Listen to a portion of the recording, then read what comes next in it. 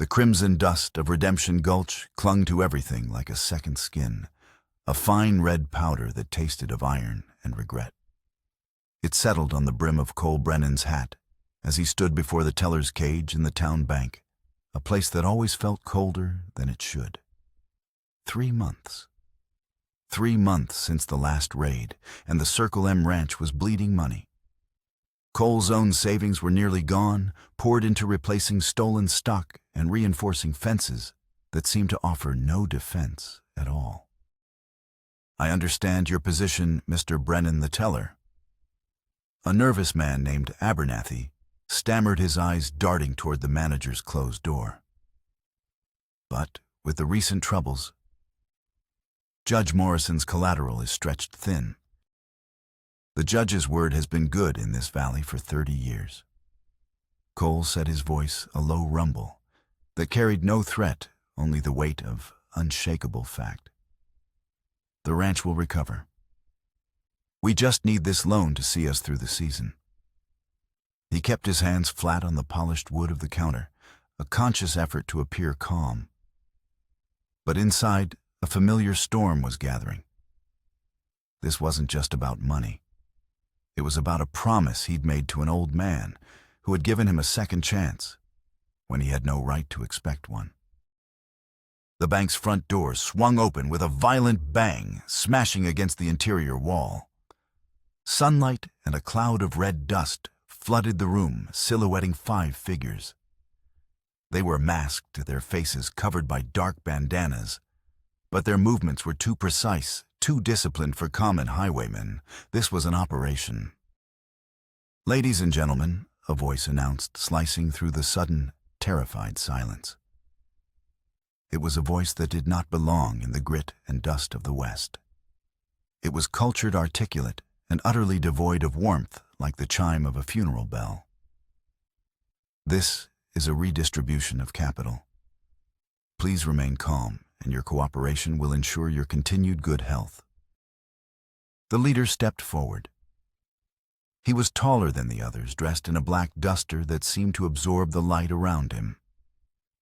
While his men moved with brutal efficiency, herding Abernathy and the few other customers to the floor, he remained still, his gaze sweeping the room. His eyes, visible above the mask, were a pale, chilling blue. They settled on Cole. Cole didn't move. He'd seen death before, faced it down in rooms thick with fever and despair. He recognized the predator's stillness in this man, the absolute confidence of someone who held all the power. One of the outlaws shoved a canvas sack at Abernathy. "The vault. Now." The leader took a slow, deliberate step toward Cole, his boots making no sound on the wooden floor. "You must be Cole Brennan," he said, the voice a silken mockery. "The foreman of the Circle M, a man of considerable responsibility." Cole's hand instinctively drifted toward his hip, where his gun would normally be. He'd left it on his saddle, a foolish town day habit. The man's lips curved into a smile beneath the cloth. "Looking for this?" he asked. And in a movement almost too fast to see, he drew a silver-plated Colt, its polished surface gleaming in the dusty light. He didn't point it at Cole's head or heart. He aimed it at his chest, directly at the faint silver chain visible at the collar of his shirt. "I'm not here for the bank's money," the man said, his voice dropping to a conspiratorial whisper. "That's merely for my associates. I'm here for something far more personal. A memento, I believe." He stepped closer, the barrel of the Colt pressing lightly against Cole's breastbone. The other customers were sobbing quietly on the floor. Abernathy was fumbling with the combination to the vault. But in this small circle of space, there was only the cold blue of the outlaw's eyes and the heavy weight of a history Cole didn't understand. "Who are you?" Cole asked, his own voice tight. "A ghost," the man replied, his smile widening. "A reminder of a debt left unpaid." With his free hand, he reached out and hooked a finger under the silver chain. He pulled, and the delicate links snapped. In his gloved hand lay a small, tarnished silver locket. It was plain etched with the single initial E. Cole's blood went cold. Everything inside him, all the carefully constructed walls he'd built over the past 3 years, crumbled to dust. That locket was all he had left of her, of Elena. A keepsake, the outlaw mused, turning the locket over in his palm. From the one you couldn't save. How fitting. He looked from the locket back to Cole, his eyes filled with a terrible, triumphant hatred. Tell me, Dr. Brennan, when you close your eyes at night, do you still hear the screaming? Do you smell the smoke? The word doctor hit Cole like a physical blow. No one in this valley knew. No one but Judge Morrison. The vault door swung open with a groan. The outlaws began stuffing cash into their sacks. Their leader didn't even glance their way. His focus was entirely on the man he had just broken. He slipped the locket into his duster pocket. "This is just the beginning," he said softly. "Everything you build I will tear down. Everyone you care for I will take away. By the time I am finished, you will have nothing left but the ashes of your new life, just as you left me with the ashes of mine." He backed away, the Colt still steady in his hand. "My name is Silas Kane. Remember it." Then, as quickly as they had arrived, they were gone. The bank was left in a state of stunned, weeping silence. But Cole heard nothing. He felt nothing but the hollow space on his chest where the locket used to rest and the echoing cold of Silas Kane's promise. The past he had run so far to escape had finally caught up to him. 3 months later, the unforgiving frontier had tightened its grip on Sarah Whitman until she felt she could no longer breathe. The baby's breathing was so shallow that Sarah had to press her ear against his tiny chest just to hear the flutter of life still fighting inside him. 3 days of fever, 3 days of that terrible rattling cough, and now little Thomas felt like nothing but skin stretched over bird bones. The wagon jolted over another rut, and Sarah bit back a sob as her son's head lolled against her shoulder. She'd lost her husband to consumption 6 months ago, and now the same disease was trying to claim their baby. She'd come west to start fresh, to escape the ghosts that haunted every corner of their old life in Missouri, only to find that death followed wherever hope tried to take root. The Circle M Ranch appeared through the heat shimmer like a mirage that refused to disappear. It was a sprawling, well-kept operation, an island of order in the vast, chaotic expanse of the bleached blue canvas of the sky.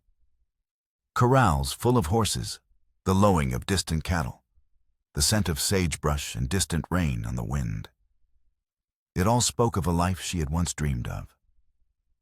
Now it was just a last desperate hope.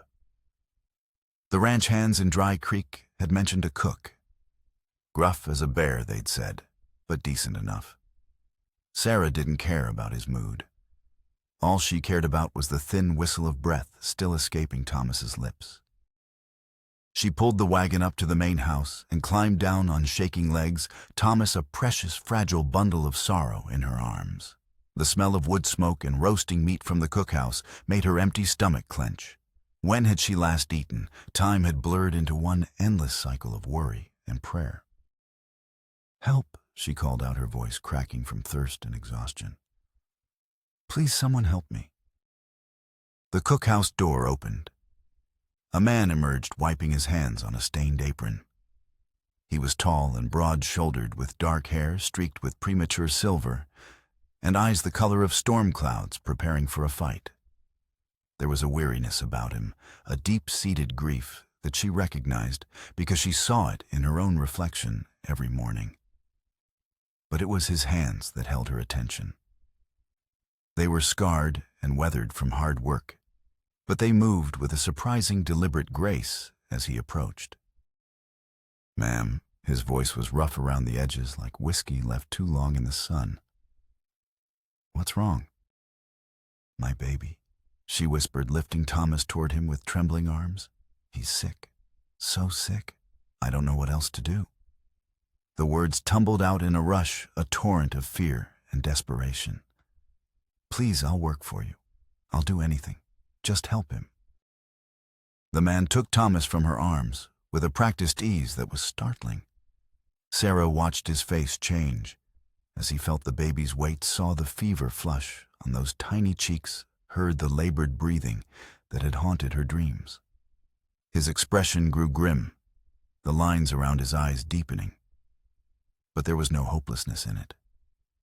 It was the look of a man assessing a problem, a battle to be fought. That small distinction felt like the first ray of light she'd seen in months. "Name's Cole Brennan," he said quietly, already turning toward the cookhouse. "And this little one's burning up. Come on. We need to get him cooled down and get some medicine in him." He didn't say, "before it's too late," but the words hung in the hot, dry air between them. Sarah followed him into the warmth and the comforting smell of bread and herbs. The space was large and immaculately clean, with a massive stone hearth and shelves lined with jars and bottles, organized with a precision that seemed at odds with a simple cook. Cole moved through it like a man in his element. "Sarah Whitman," she said, her voice catching on her son's name. "And this is Thomas." Cole was already at work, laying Thomas on a clean cloth spread across the long wooden table. The baby looked even smaller under the light streaming through the windows, his skin pale and waxy. Sarah bit her lip hard enough to taste blood as she watched Cole examine her son. His hands, capable of mending a fence with brutal efficiency, moved with surprising delicacy as he checked the baby's breathing, felt for his pulse, and looked into eyes that were too large for his tiny face. "How long has he been like this?" Cole asked, his gaze fixed on Thomas.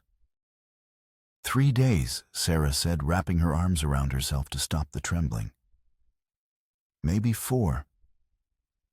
It started as just a little cough, but then the fever came. Her voice broke, and she had to turn away. The confidence she'd manufactured to get this far had shattered into 1,000 sharp pieces." Cole looked up, and the depth of understanding in his storm-gray eyes startled her. It wasn't pity. It was recognition, the silent acknowledgement of a shared geography of loss. "You did right bringing him here," he said firmly. The certainty in his voice was a lifeline, and Sarah grabbed onto it with both hands. "This isn't your fault, and we're going to fix it." He moved to his shelves, selecting jars and bottles with the confidence of an apothecary. He mixed powders and liquids in a small tin cup, his hands moving with the precision of a surgeon. This wasn't the fumbling of a ranch hand recalling folk remedies. This was knowledge hard-won and deeply ingrained. "What is that?" Sarah asked, stepping closer. The smell was sharp, medicinal. "Willow bark extract honey to make it palatable, and a few other things," Cole said, not looking up. "It'll bring the fever down and ease the inflammation in his lungs." He glanced at her. "You ever given a baby medicine before?" Sarah shook her head, feeling useless. "I tried everything I knew." The admission felt like a confession of failure. "You got him here?" Cole's voice gentled. "That's what matters now." He moved back to the table. "I need you to hold his head steady." Sarah cradled Thomas's fevered skull in her palms. Cole sat beside her so close she could smell the scent of wood smoke and sage that clung to his clothes. As he leaned over Thomas, she saw a thin white scar that ran from his left ear to his jawline, a faint roadmap of some past violence. "Easy now, little man," Cole murmured, his voice softer touched with a tenderness that made Sarah's heart ache. He carefully dripped the medicine onto Thomas's tongue. "Where did you learn to do this?" Sarah asked quietly. "You're the ranch cook, but you handle medicine like you've had training." Cole's hands stilled for a fraction of a second. A shadow quick as a hawk's flight passed over his eyes. Pain. Regret. picked up a few things over the years," he said, his tone carefully neutral. "You learn what you have to out here." It wasn't an answer, but before she could press further, Thomas made a small sound, the first that wasn't a rattle of death. A faint, protesting cry. A smile touched Cole's lips, a rare and remarkable thing that softened the harsh lines of his face and made him look years younger. "That's a good sign. Now we get his fever down." He fetched a large ceramic bowl of tepid water. Together, they gently bathed Thomas. The baby's initial gasp of protest softened as the water began to draw the heat from his skin. Sarah supported his head, while Cole poured water over his tiny chest with a soft cloth. "He's beautiful," Cole said quietly, his gaze fixed on Thomas, with an expression she couldn't quite read. It was admiration mixed with a profound, almost hungry longing. "How old is he?" "4 months," Sarah replied, her voice thick. "He was born just 2 weeks before my husband died." The words came out easily, a release of pressure. It was something about Cole's quiet competence, his silent understanding, that made it possible to speak of the pain. "Consumption," Cole stated, not a question. Sarah nodded, unable to speak. "My wife died of it," Cole said, his voice so quiet she almost missed it. "Along with our daughter. 3 years ago this winter." The words hit Sarah like a physical blow.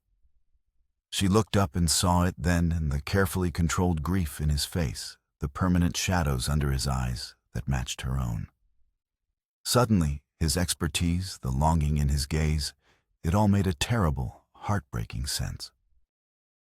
"I'm sorry," she whispered, the words utterly inadequate. He nodded, accepting the sentiment for what it was. Hannah was about Thomas's age. He continued, his voice steady but distant, as if recounting a story that had been told 1,000 times in the silence of his own mind. "I was a doctor back then. I tried everything I knew. Nothing worked." He paused, his hands stilling in the water. "That's when I stopped being a doctor. Figured if I couldn't save my own, maybe I could at least stop doing harm." Tears burned behind Sarah's eyes. But for the first time in months, they weren't tears of despair. Here was a man who had taken his deepest loss and walled it away, yet the knowledge remained a dormant skill awakened by her son's need. He hadn't turned his pain into a way to help others. He had tried to bury it, and it had refused to stay buried. Thomas stirred, his breathing easier, the angry flush fading from his cheeks. Cole lifted him from the bath and wrapped him in a clean towel. "The fever's breaking," he said, the relief in his voice a palpable thing. "He's going to be all right, Sarah." The tension Sarah had carried for days drained out of her, and she collapsed into a nearby chair, her legs no longer able to support her. "Thank you." She whispered the words, a hollow echo of the gratitude that filled her. "You don't need to thank me," he said, dressing Thomas in a clean shirt he'd produced from a chest. He handed the sleeping baby back to her, and she clutched him to her chest, the steady rhythm of his breathing, a miracle against her own frantic heartbeat. As Thomas settled, Sarah studied the man who had saved him. A doctor, a widower, a father who had lost his child, and a man carrying a secret so heavy it had driven him to the edge of the world to become a ranch cook. The moment of openness had passed. The walls were going back up. But Sarah had seen enough to know that Cole Brennan was a man of profound contradictions, and she found herself wanting to understand every single one. Sarah dozed in the chair, Thomas sleeping peacefully in her arms for the first time in days. She woke to the sound of voices just outside the cookhouse door. Cole's voice was low and tense. "She's not going anywhere, Garrett. The baby was dying." "I don't care if she was dying herself," came a younger, arrogant reply. The voice carried the unmistakable ring of entitlement. This is a working ranch, not a charity house for every sob story that wanders in. My father may be soft on you, Brennan, but I'm not. Sarah's cheeks burned. She was a sob story, a burden. She'd known this moment was coming, but the sting of it was sharper than she'd anticipated. The woman's name is Sarah Whitman, and she's been through hell. Cole's voice dropped the words laced with steel. Show some respect. Don't you tell me how to run my ranch, Cole, the one named Garrett shot back. Your ranch, Cole's voice went dangerously soft. Last I checked, your father still owns the Circle M, and he has the final say about who stays. There was a long, charged silence. Fine, Garrett said finally, his voice tight with anger. But when the old man asks why we're running a boarding house, I'm telling him it was your idea. Heavy footsteps moved away, accompanied by the jingle of spurs. Cole came back inside, the tension visible in the set of his shoulders. I'm sorry you had to hear that, he said, not looking at her. That's Garrett Morrison, the judge's son. He's right, though, Sarah said, struggling to her feet. I have no business being here. I should go. Go where? Cole asked, finally meeting her eyes. Your horse is lame, your wagon's falling apart, and you don't have enough supplies to make it to the next town. You're not going anywhere. He moved to the stove, stirring a pot with unnecessary force. I won't be a charity case, she said, her pride a fragile shield against her desperation. If I stay, I work. I earn my keep. A flicker of admiration crossed his face. What can you do? I can cook, she said immediately, then blushed. I mean, I can help. Washing, mending. How well can you cook? He interrupted, his expression thoughtful. Sarah frowned. Well enough. I fed my family for 6 years. My apple pie won the county fair 3 years running. Cole was quiet for a long moment, the wheels visibly turning in his head. The thing is, Sarah, I'm not the ranch cook. He explained the situation, the real cook quitting, leaving them in a bind with the spring roundup approaching. I've been doing my best, but cooking for 30 hungry men isn't exactly what I was trained for. Then what do you do here? She asked. He hesitated, weighing his words. I'm the ranch foreman. The pieces fell into place. The authority, Garrett's resentment, the well-appointed cookhouse, which was likely the foreman's quarters. He wasn't a cook with medical knowledge. He was a former doctor, now a foreman forced into the role of a cook. You're the foreman, she repeated slowly. Which means you have the authority to hire people. Within reason, he said cautiously. Hope, bright and fierce, surged in her chest. Because I need work and you need a cook. It seems we might be able to help each other. He studied her, his gaze intense. Cooking for 30 ranch hands is hard work, long hours. I'm not afraid of hard work, Sarah said, and she meant it. Hard work would be a blessing. A slow nod. All right, Sarah Whitman, you've got a job, but I have conditions. His tone was all business, but his eyes were kind. First, you and Thomas stay here in the cookhouse. There's a small room in the back. Second, you take your orders from me, not Garrett. Third, he paused, his expression growing serious. If Thomas gets sick again, or if you need help with anything, you come to me. You don't have to carry everything by yourself anymore. Tears of relief pricked her eyes. She had been carrying the weight of the world alone for so long, and his words were the first true offer of help she'd received. I accept your conditions, she said softly. Good, he said, turning back to the stove. In that case, you can start by telling me how to fix this stew. I think I added too much salt. Sarah laughed, a sound so unfamiliar it startled her. She moved to join him, Thomas sleeping soundly in her arms, and felt something she hadn't felt since David died. She felt like she belonged somewhere. The next few weeks fell into a rhythm. Sarah's cooking transformed the cookhouse from a place of grim sustenance into the heart of the ranch. The men, initially skeptical, were quickly won over by her buttermilk biscuits and savory stews. Jake Morrison, a lanky cowboy with a flair for tall tales, declared her apple pie was proof of a higher power. Ben Fletcher, an older hand, with quiet, kind eyes, would simply nod his thanks, a gesture that conveyed more than a flood of words. Sarah, in turn, found a surprising comfort in their rough camaraderie. They treated her with a gruff, brotherly respect, always asking after Thomas, who was now thriving, his cheeks growing plump and his laughter echoing in the rafters. Her relationship with Cole deepened in the quiet spaces between the chaos of ranch life. They spoke little of their pasts, but an unspoken understanding grew between them, forged in the shared language of loss. She saw the way his eyes would linger on Thomas, a mixture of warmth and a deep, abiding sorrow.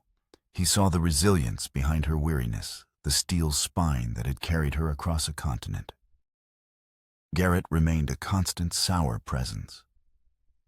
He treated Sarah with a cold, dismissive courtesy, making it clear he considered her an unwelcome charity case. His animosity toward Cole, however, was far more overt. He questioned Cole's decisions at every turn, sowing seeds of doubt among the newer hands, and making snide remarks about the foreman's competence. "Cattle are looking thin, Brennan," he'd say loudly at the dinner table. "Maybe if you spent less time playing nursemaid and more time managing the herd, we wouldn't be losing so much weight on them." Cole never rose to the bait, his composure an unbreachable wall that only seemed to infuriate Garrett further. But Sarah saw the toll it took in the tightening of his jaw and the exhaustion in his eyes at the end of the day. The rustling, which had been a sporadic nuisance, began to escalate. It wasn't random. It was surgical.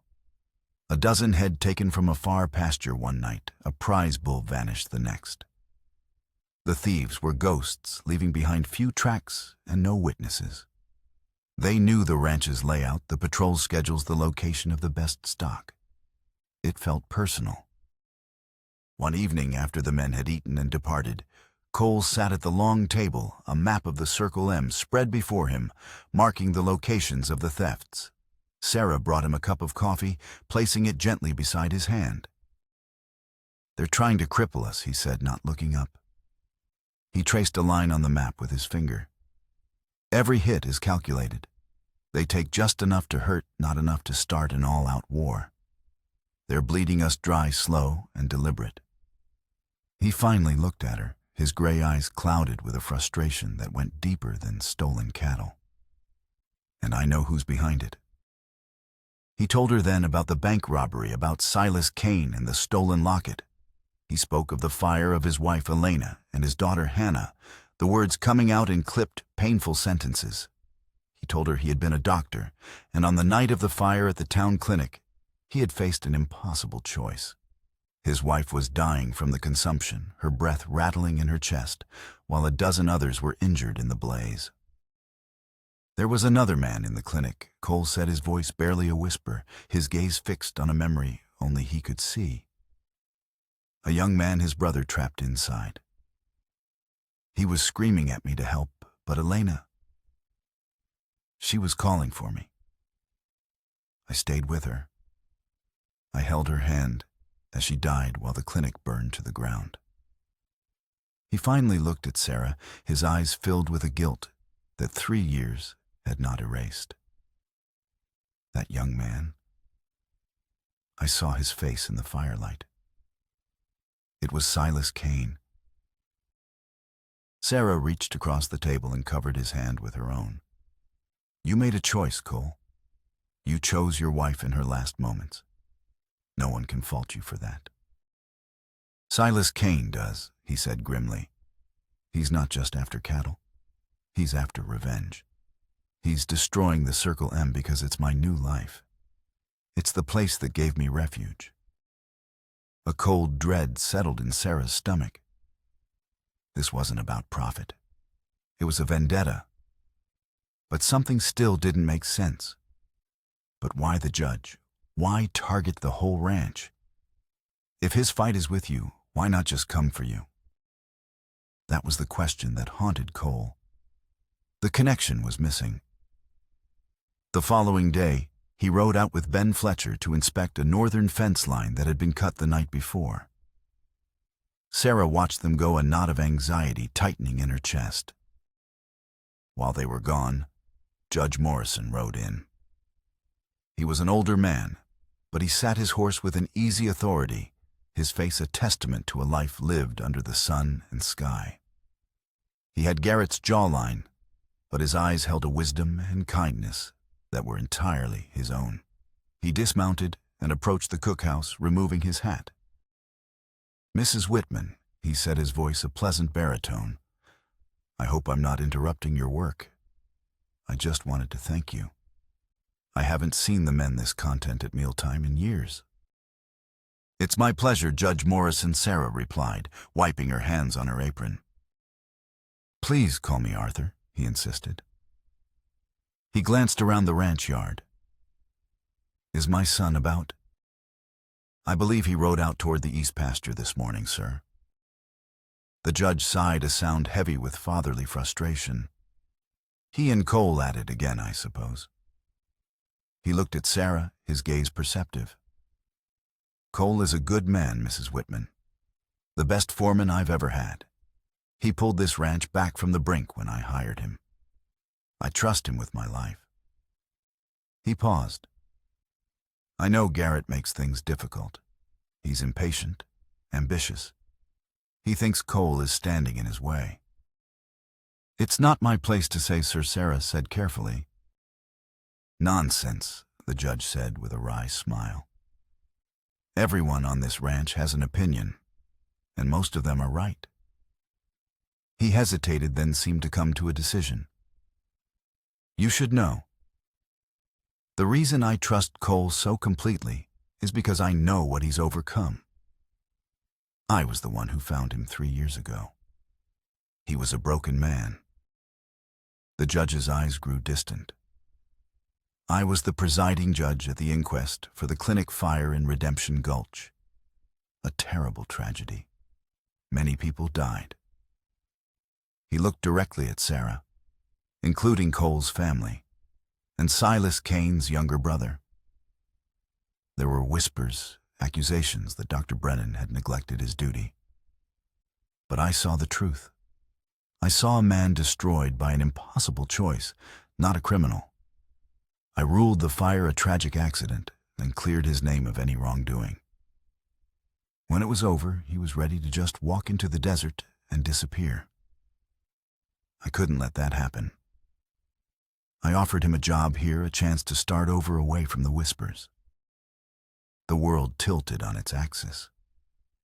Sarah stared at the old man and the final terrible piece of the puzzle sliding into place. It wasn't just Cole's new life Silas was destroying. He was destroying the life of the man who had officially absolved Cole of guilt. He was undoing the verdict piece by piece, cow by stolen cow. Just then, Cole and Ben rode back into the yard, their faces grim. Cole dismounted and strode toward the judge, holding a strange branded piece of hide. Arthur Cole set his voice tight. "We found this near the cut fence. It's not our brand, and it's not from any of the ranches nearby." The judge took the piece of hide. As his eyes fell on the brand, all the color drained from his face. "That's impossible," he whispered. "This brand belongs to the Barty Ranch. It went under 2 years ago." He looked up at Cole, a dawning horror in his eyes. The man who owned it was the foreman of the jury at your inquest. Silas wasn't just after Cole and the judge. He was systematically ruining every person who had played a role in clearing Cole's name. This was not a simple vendetta. It was a methodical, patient, and all-consuming campaign of destruction. And as this realization settled over them, a rider appeared on the horizon, galloping toward the ranch as if the devil himself were at his heels. It was one of the hands from the east pasture. "It's Garrett," he yelled, pulling his lathered horse to a stop. He's been taking a group of men they rode in and took him. They left this. He thrust a piece of paper into the judge's trembling hand. The message was short, written in an elegant spidery script. Are the sun for the foreman. An even trade. The ruins of the old clinic. Sundown. Come alone, Dr. Brennan. Let's finish what we started in the fire. The trap was set, and Cole Brennan had no choice but to walk into it. The sky boiled with bruised purple clouds as Cole rode toward the skeletal remains of the Redemption Gulch Clinic. A storm was coming, the air thick and electric with its promise. It was a fitting backdrop for this final act. The ruins stood on a low hill, a collection of blackened timbers and crumbled stone chimneys, a monument to the night that had shattered his world. He could almost smell the smoke, hear the ghosts of the screams on the rising wind. He rode alone as instructed. His rifle was in its scabbard, his Colt heavy on his hip. He wasn't a doctor anymore. He was a man with nothing left to lose, but a future he had only just begun to believe was possible. He thought of Sarah, of the quiet strength in her eyes, and of Thomas, whose innocent laughter had begun to heal wounds he thought were fatal. Silas was wrong. He did have something to lose. He had everything. As he reached the base of the hill, he saw them. Silas Kane stood near the collapsed entrance of the clinic, a silhouette against the stormy sky. He was not alone. Garrett was there, bound and gagged a rope around his neck, held by one of Kane's men. And next to Garrett, held firmly by another outlaw, was Sarah. In her arms, she clutched Thomas. Ice flooded Cole's veins. This wasn't a trade. It was an execution. Silas had never intended to exchange Garrett for him. He had brought everyone Cole cared about, the son of the man who gave him shelter, and the woman and child who had given him hope, to the very place where his old life had ended. "Welcome home, Dr. Silas," called out his voice, carrying easily on the wind. "I thought it only appropriate we return to the scene of your greatest failure." Cole swung down from his horse, his hands held away from his gun. "Let them go, Kane. This is between you and me." Silas laughed, a cold, sharp sound. "Oh, but it's not. It was never just about you. It was about the system that let you walk away. The judge, the jury, every last one of them who called it a tragedy instead of what it was, murder." He gestured to Sarah. "And now this. The new life. The new family. Did you really think I would let you have that? Let you find happiness on the ashes of my brother?" Lightning split the sky, illuminating the scene in a brilliant, stark flash. For a moment, Cole saw the raw, unending grief on Silas's face. This wasn't just hatred. It was pain twisted into a monstrous shape.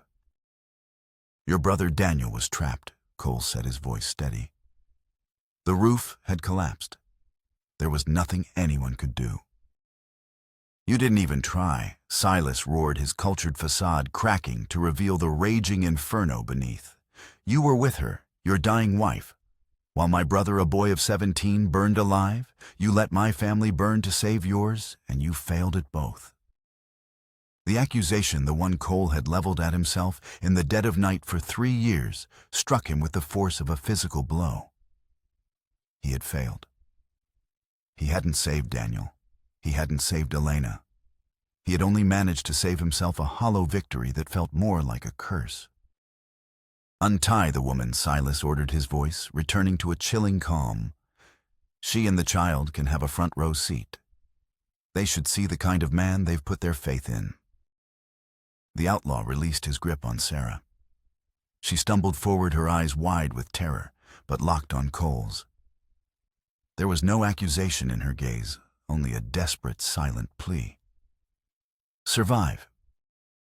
"Now," Dr. Silas said, drawing his elegant Colt. "Let us see if a foreman's hands are as skilled with a gun as a doctor's were with a scalpel." What happened next was a blur of motion and instinct. As Silas raised his gun, Cole drew his own. But he didn't fire at Cain. He fired at the rope in the other outlaw's hand, the one holding Garrett. The shot was impossible, a prayer on the wind, but the bullet splintered the man's wrist. The rope went slack. Garrett Freed did the one thing no one expected. Instead of running, he charged headfirst into the man holding him, sending them both tumbling to the ground. It was the opening Cole needed. He dove for the cover of a crumbled stone wall as Silas's first shot screamed past his ear. Thunder cracked overhead, a deafening roar that swallowed the sound of the gunshots. Rain began to fall, thick, cold drops that plastered his shirt to his skin and turned the red dust to mud. Cole fired back the shots, methodical, aimed not to kill, but to pin Silas down. He saw Sarah scrambling for cover with Thomas, her resilience a fierce, burning light in the growing storm. "You can't win," Brennan Silas screamed over the wind. "This place is your tomb. It always was." Cole reloaded behind the wall, his mind racing. Silas was right. As long as Cole fought him here on this ground, he was fighting his own ghosts. He was trapped in the past. To win, he had to let it go. He rose from behind the wall, his gun held steady. He didn't aim at Silas. He looked him directly in the eye, across the rain-swept ruins. "You're right," Cole said, his voice carrying over the storm. "I failed. I couldn't save your brother. And I couldn't save my wife. I live with that every day. But their deaths will not be your excuse to cause more." For a moment, Silas faltered, the certainty in his eyes wavering. He had expected a gunfight, a battle of bullets. He was not prepared for a confession. In that moment of hesitation, a shot rang out, but it wasn't from Cole's gun. Garrett, having subdued his captor, had found the man's fallen pistol. His shot was wild, but it struck the ground near Silas's feet, startling him. It was enough. Cole lunged forward, closing the distance between them. It was no longer a gunfight, but a brutal, desperate brawl in the mud and the rain. They crashed through the rotten timbers, two men broken by the same tragedy, locked in a struggle that was about more than revenge. It was about who had the right to survive their grief. Cole was stronger, but Silas was fueled by years of cold, simmering rage. He fought with a viciousness that was terrifying. He pulled a knife from his boot, the blade flashing in the gloom. He slashed at Cole, catching him on the arm, a searing line of fire. Pain cleared Cole's head. He saw Sarah's face, Thomas's small, trusting eyes. He wasn't just fighting his past anymore. He was fighting for his future. He caught Silas's wrist, twisting it with all his strength until the knife dropped into the mud. He drove his fist into Silas's jaw, a blow that carried the weight of 3 years of sorrow and regret. Silas staggered back, his eyes wide with disbelief. He tripped over a fallen beam and crashed to the ground, his head striking a jagged piece of foundation stone with a sickening crack. He lay still, the rain washing the mud and blood from his pale face, his eyes open to the storm-racked sky. Silence fell, broken only by the drumming of the rain and Garrett's ragged breaths. Cole stood over the body of his nemesis, the man who was his dark reflection, and felt nothing. Not triumph, not relief. Only a vast, aching emptiness. Sarah ran to him, and then Thomas held tightly against her. She didn't say a word. She just reached out and gently touched the bleeding gash on his arm, her touch a silent promise of healing. Garrett limped toward them, his face a mask of shame and newfound respect. "Cole, he began, but Cole cut him off with a slight shake of his head. There would be time for words later. As Cole looked at Sarah and her son, their faces illuminated by another flash of lightning, he knew the ghosts of this place no longer had power over him. He had faced his past and survived. He was wounded, exhausted, and emotionally shattered, but he was free. He took Sarah's hand, holding on, as if she were the only solid thing in a world that had just been torn apart and put back together again. In the week that followed, a quiet calm settled over the Circle M. The storm had passed both literally and figuratively, leaving behind a world washed clean. Cole's arm was bandaged, a physical reminder of the climax that felt more like a dream than a memory. Silas Kane's body was taken away by the territorial marshal, and with his death, his network of corruption began to unravel. Garrett confessed everything to his father. He stood before the old judge not as a petulant boy, but as a man humbled by his own folly. Judge Morrison listened without interruption, his expression unreadable. When Garrett finished, the judge was silent for a long time. "You were a fool, son," he said finally, his voice heavy with disappointment, but not devoid of love. "But you are my fool. Your redemption will not be easy.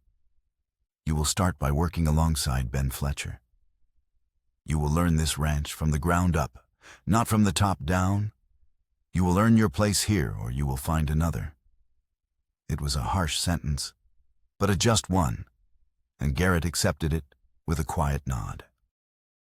Cole and Sarah spoke little of what had happened. There was no need. Their connection deepened in the silent moments, in the way she would change the dressing on his arm with gentle, practiced hands, or the way he would watch her with Thomas, a soft light in his eyes that spoke volumes. The love between them was not a fiery declaration, but a slow, steady rebuilding, like a house being constructed on solid ground after a fire. One cool, clear morning, a week after the storm, Cole found Sarah by the corrals. "There's somewhere I need to go," he said softly, "and I'd like you and Thomas to come with me." He took them to a small, quiet plot of land, shaded by 2 large cottonwood trees, a short ride from the ranch house.